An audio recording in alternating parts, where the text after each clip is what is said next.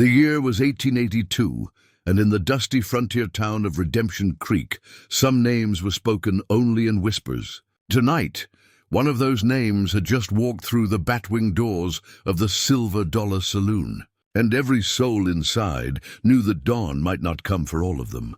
Before we dive into this tale of vengeance and redemption, make sure to subscribe to our channel and hit that notification bell. You won't want to miss the incredible stories we bring you every week. The autumn wind carried more than dust through the streets of Redemption Creek that evening. It carried memories, bitter, blood-soaked memories that most folks had tried their damnedest to bury. The Silver Dollar Saloon buzzed with its usual Friday night crowd. Miners spending their weekly wages, cattle hands drowning their sorrows, and card sharks looking for easy marks. Then the batwing doors creaked open. The piano player's fingers froze mid-note. Conversations died like snuffed candles. Even the bartender's hand stopped polishing the glass he'd been working on for the past 5 minutes. Every eye in the saloon turned toward the figure silhouetted against the amber glow of the street lamps. He stood 6 feet tall, lean as a whip, with shoulders that had carried more than their share of burden. His black duster coat hung open, revealing twin Colt .45s holstered low on his hips. But it wasn't the guns that made grown men's blood run cold. It was the eyes. Gray as winter storm clouds, they held the kind of emptiness that comes from seeing too much death. "Sweet Jesus," whispered old Pete from his corner table. "It's him. It's the Soul Reaper." The name rippled through the saloon like a stone dropped in still water. Some men reached instinctively for their weapons, then thought better of it. Others simply stared, transfixed by the legend that had just walked into their midst. The cowboy, though calling him just a cowboy was like calling a tornado just wind, stepped fully into the saloon. His spurs clinked against the wooden floor with each measured step, the only sound in the deathly quiet room. He moved with the fluid grace of a predator, every motion deliberate and controlled. Behind the bar, Samuel Morrison felt his mouth go dry as desert sand.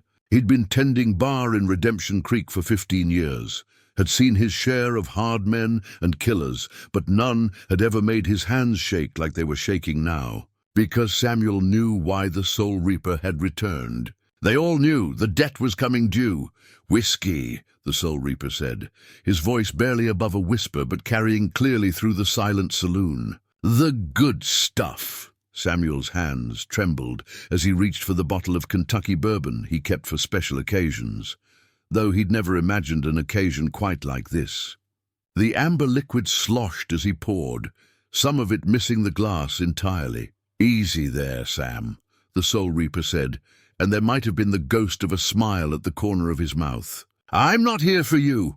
But his words brought no comfort. If anything, the tension in the room ratcheted up another notch. Because if he wasn't here for Samuel, then who? Every man in that saloon had to wonder if tonight was the night their past caught up with them. The Soul Reaper lifted the glass to his lips, never taking his eyes off the room. He drank slowly, savoring the burn, and when he set the glass down, it made a sound like a judge's gavel. "I'm looking for 3 men," he said, his voice cutting through the silence like a blade. "Marcus Dalton, Jake Brennan, and William Cross." The names hit the room like physical blows. In the back corner, a chair scraped against the floor as someone tried to quietly make for the rear exit. The Soul Reaper's head turned toward the sound with predatory swiftness. "I wouldn't," he said softly. "Not unless you want to join them in whatever hell they've made for themselves." The would-be escapee froze, then slowly returned to his seat. "Now," the Soul Reaper continued, "I know they're in town. Saw their horses at the livery stable. So we can do this easy, or we can do this hard. But either way, we're going to do this." From a table near the poker game, a grizzled prospector named Dutch cleared his throat. "Mr. Soul Reaper, sir. Those boys you're looking for. They ain't exactly popular around these parts, but they got themselves a gang now. Near 20 men, all of them meaner than rattlesnakes." The Soul Reaper nodded slowly. "I appreciate the warning, Dutch, but 20 men, 200 men, doesn't matter. They took something from me that can't be replaced.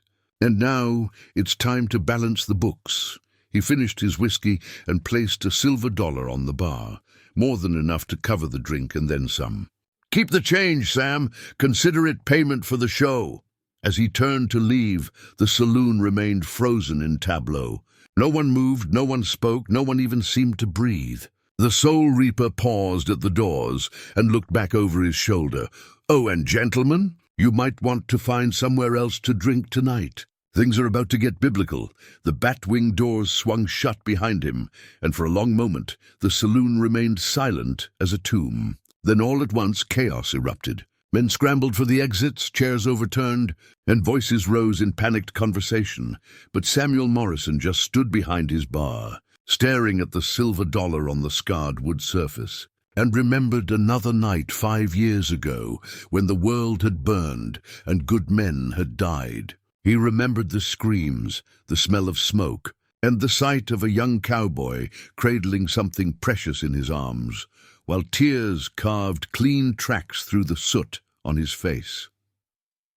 Tonight, Redemption Creek would live up to its name. The only question was who would be seeking redemption and who would be paying the price for it.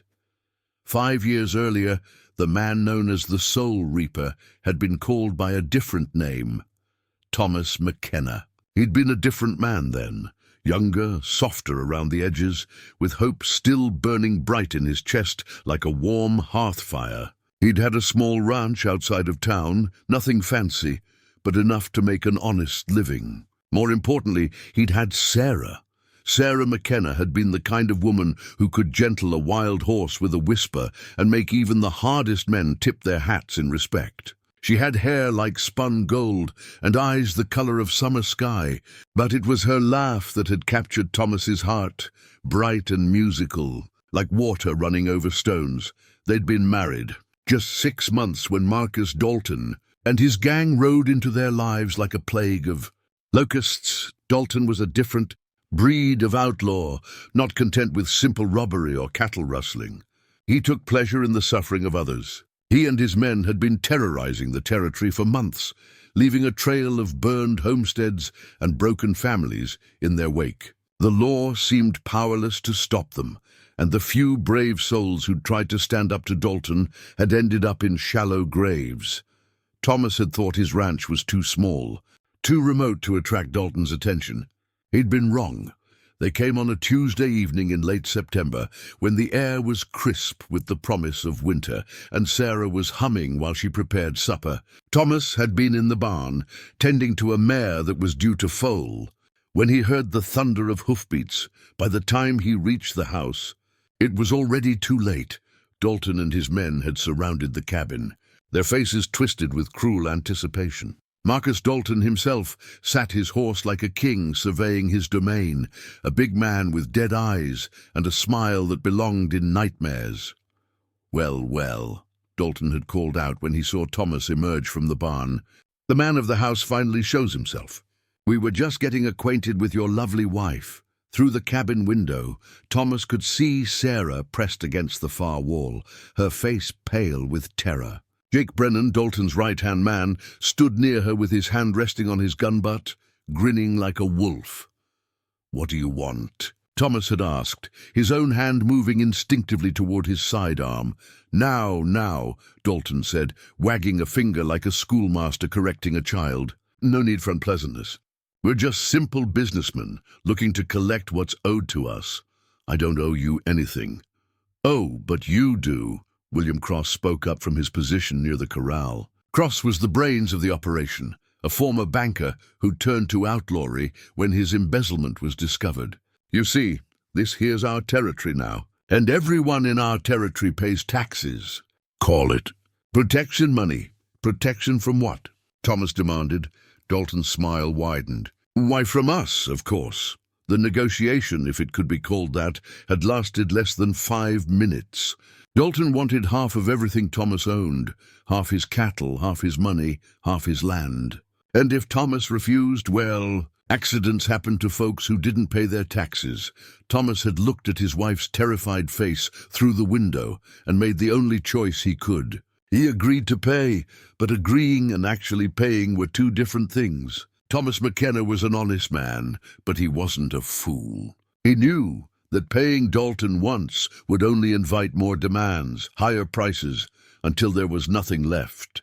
So he'd played for time, promised to gather the money and cattle, asked for a week to get everything together. Dalton had agreed, but with a warning.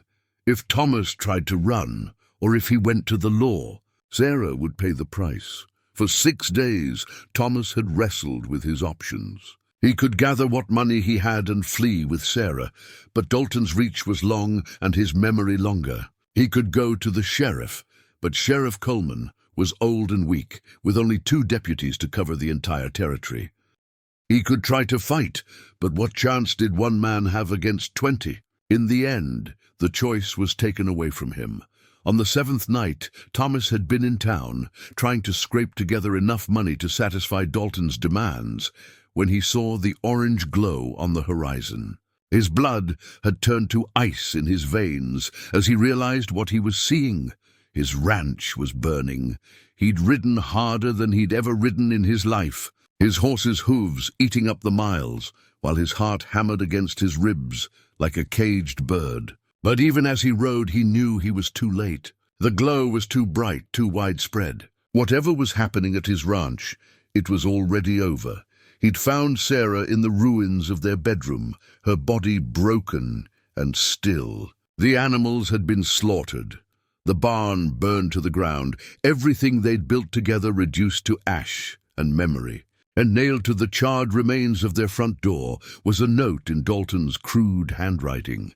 This is what happens to folks who don't pay their taxes. Consider your debt settled. Thomas McKenna had died that night, burned away in the flames of his grief and rage. What crawled out of those ashes was something else entirely, something cold and patient and utterly without mercy. The Soul Reaper had been born. The Dalton gang had made their camp in the old Whitmore place, an abandoned ranch about 3 miles outside of Redemption Creek. The original owner had been one of Dalton's early victims, and the gang had been using the property as their base of operations ever since. It was a good defensive position, high ground with clear sightlines in all directions, and only one real approach that didn't leave a man exposed to rifle fire.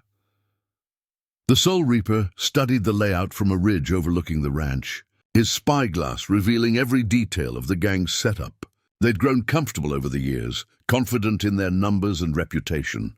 Guards were posted, but they were lazy, more concerned with their card games and whiskey than watching for threats. That would be their first mistake. It wouldn't be their last. As the moon climbed higher in the star-scattered sky, the Soul Reaper made his preparations. He'd spent 5 years planning for this moment, 5 years learning every skill that might give him an edge. He could move through darkness like a ghost, strike without sound, and disappear before his enemies even knew death had visited them. The first guard never saw him coming. Billy Hutchins was barely 19, a farm boy turned outlaw who joined the gang more out of desperation than malice. He was dozing against a fence post, his rifle propped beside him, when the Soul Reaper materialized out of the shadows like smoke given form. The knife was quick and silent. Billy died without a sound, his young life snuffed out as easily as blowing out a candle. The Soul Reaper felt no satisfaction in the kill. Billy was just an obstacle, no different from a locked door or a high wall. The real targets were still inside the ranch house, probably drinking and laughing while they counted their ill-gotten gains. The second guard was more alert, but alertness meant little when death came from an unexpected direction. Tom Bradley was scanning the approaches to the ranch when the Soul Reaper dropped from the barn roof like a falling star. Bradley had just enough time to open his mouth before the Soul Reaper's hands found his throat. 2 down. 18 to go. The Soul Reaper moved through the compound like a plague wind, silent and inexorable. He'd studied each man in the gang, knew their habits and weaknesses. Charlie Morrison, no relation to the bartender, always stepped outside for a smoke at midnight. He died with a cigarette still dangling from his lips. Frank Jessup liked to check on the horses before turning in. The Soul Reaper was waiting for him in the stable. and Frank's last sight was a pair of grey eyes reflecting the moonlight. By the time the gang realized they were under attack, half their number was already dead. The alarm was raised when Pete Kowalski stumbled over Charlie Morrison's body while making his own midnight rounds. His shout of alarm shattered the night's peace, and suddenly the ranch house exploded with activity. Men poured out of the building, guns drawn, eyes wild with confusion and fear. What the hell's going on? Marcus Dalton roared as he emerged from the house, his shirt half-buttoned and his hair disheveled. "Who's shooting?" "Nobody's shooting, boss," Pete called back, his voice high with panic. "But Charlie's dead. Throat cut clean through." Dalton's face went pale in the moonlight. He was a killer and a bully, but he wasn't stupid. A silent attack meant one thing. They were dealing with a professional. "Get everyone together," he barked. "Form a perimeter, and somebody light those torches. I want this place bright as day." But the Soul Reaper had anticipated this response. As the gang scrambled to organize their defense, he was already moving to his next position. The old water tower at the edge of the compound gave him a perfect vantage point, and the Winchester rifle in his hands had been modified for accuracy at long range. The first shot took down the man lighting the torches, plunging half the compound back into darkness. The second shot shattered a lantern, sending burning oil cascading across the porch of the ranch house. Panic spread through the gang like wildfire as they realized they were being picked off by an invisible enemy. "There!" Jake Brennan shouted, pointing toward the water tower. "He's up there!" A dozen guns opened fire on the tower, filling the air with lead and splinters. But when the shooting stopped and the smoke cleared, there was nothing there but shadows and empty air. The Soul Reaper had already moved. He struck again from the barn, his rifle speaking death in measured intervals. Each shot was carefully aimed, each bullet finding its mark with surgical precision. These weren't random killings. This was an execution, methodical and merciless. "Boss!" William Cross grabbed Dalton's arm, his usual composure cracking like thin ice. "We gotta get out of here. This ain't some random attack. Somebody's hunting us." But Dalton shook him off, his face twisted with rage and something that might have been fear. "Nobody runs from my gang. You hear me? Nobody." He raised his voice to address the surviving members of his crew. $50 to the man who brings me his head. 100 if you take him alive." The bounty had the desired effect. The remaining gang members, driven by greed and desperation, began to spread out through the compound, searching for their tormentor. They moved in pairs, covering each other, their weapons ready. It didn't matter. The Soul Reaper had become something beyond their understanding.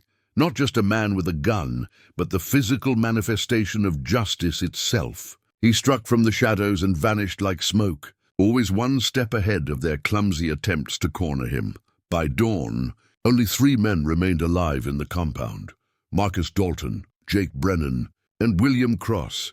They huddled in the ranch house like rats in a trap, their weapons trained on every window and door, jumping at every sound. "This is impossible," Cross whispered, his banker's mind struggling to process what had happened. "One man can't kill 17 people in a single night. It's not possible." "Tell that to the bodies outside," Brennan snarled, but his voice shook as he said it. Dalton said nothing. He was staring out the window at the carnage in his compound, his mind racing. 17 men dead, and he'd never even gotten a clear look at their killer. Whoever was out there wasn't just skilled. He was something else entirely. Then, as the first rays of sunlight painted the eastern sky, the front door of the ranch house creaked open. The Soul Reaper stepped inside.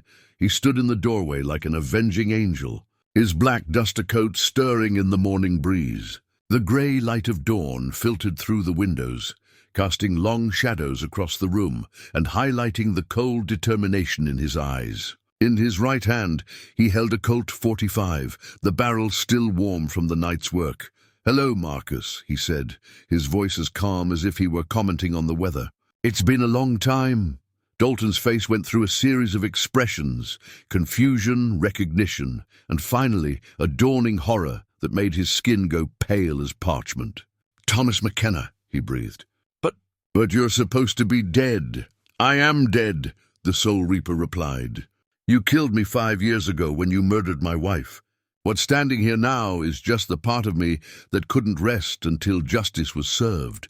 Jake Brennan, never the brightest member of the gang, made the mistake of going for his gun. The Soul Reaper's Colt spoke once, and Brennan crumpled to the floor, a look of surprise frozen on his face.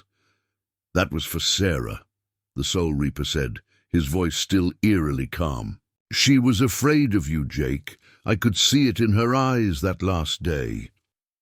William Cross had pressed himself against the far wall, his expensive suit wrinkled and stained with sweat. "Now see here," he stammered, falling back on his old banker's authority. "This is murder, plain and simple. You can't just—" The second shot cut him off mid-sentence. Cross slid down the wall, leaving a red smear on the faded wallpaper. That was for the note, the Soul Reaper explained to Dalton, who was now the only man left alive in the room. "Your little joke about settling debts?" I found it quite amusing. Dalton's hand hovered near his gun, but he didn't draw. He was many things. A killer, a thief, a man without conscience, but he wasn't suicidal. "What do you want, McKenna?" "I want you to remember," the Soul Reaper said, taking a step closer. "I want you to remember what you did to an innocent woman. I want you to remember how she begged for mercy that you didn't give. I want you to remember the sound she made when—" "Stop!" Dalton's composure finally cracked, and tears began streaming down his weathered cheeks. "Please just kill me and be done with it." The Soul Reaper studied him for a long moment, his head tilted slightly to one side. "You know, Marcus, 5 years ago I would have said that death was too good for you. I spent countless nights imagining all the ways I could make you suffer, all the pain I could inflict before finally putting you out of your misery." He took another step closer, and Dalton could see his own reflection in those cold grey eyes. "But then I realized something," the Soul Reaper continued. "Torture, suffering, prolonged agony, those are the tools of men like you. And I'm not like you anymore. I'm something else entirely." The final shot echoed through the ranch house like thunder, and Marcus Dalton joined his men in whatever hell awaited them. The Soul Reaper stood alone in the sudden silence, surrounded by the bodies of the men who had destroyed his life. He should have felt satisfaction or relief or some sense of closure. Instead, he felt only emptiness, a vast echoing void where his heart used to be. He walked outside into the growing daylight, past the scattered corpses of the gang members, past the burned-out buildings and broken dreams. At the edge of the compound, he stopped and looked back at the scene of carnage. 20 men dead in a single night. Justice served with interest, but as he mounted his horse and rode away from the Whitmore place, Thomas McKenna, the man who had become the Soul Reaper, realized that some debts could never truly be settled. Sarah was still gone. His ranch was still ashes. His old life was still buried beneath 5 years of grief and rage. The legend of the Soul Reaper would spread throughout the territory, whispered in saloons and around campfires. Some would say he was a ghost, others that he was the devil himself. But those who knew the truth understood that he was something far more terrifying. He was what happened when a good man was pushed too far, when justice failed and vengeance took its place. As he rode toward the horizon, the Soul Reaper disappeared into the morning mist like smoke on the wind. Behind him, Redemption Creek began to stir with the news of what had happened at the Whitmore place. The Dalton gang was finished. Their reign of terror ended in a single night of biblical retribution. But for the man who had once been Thomas McKenna, there was no redemption to be found in Redemption Creek. There was only the long, lonely road ahead, and the knowledge that some wounds never heal. They just teach you to live with the pain. The Soul Reaper had claimed his vengeance, but the price of justice had been his own soul. And in the end, perhaps that was the most fitting punishment of all. If this tale of justice and vengeance moved you, don't forget to subscribe to our channel for more incredible stories from the American frontier. Hit that like button if you enjoyed this journey into the darker corners of the Old West, and let us know in the comments what other legends you'd like us to explore. Until next time, remember, in the frontier, every man's past eventually catches up with him, and justice, though delayed, is never denied. The legend of the Soul Reaper became one of the most enduring tales of the American West, a reminder that even in the lawless frontier, there were some lines that should never be crossed and some debts that would always come due.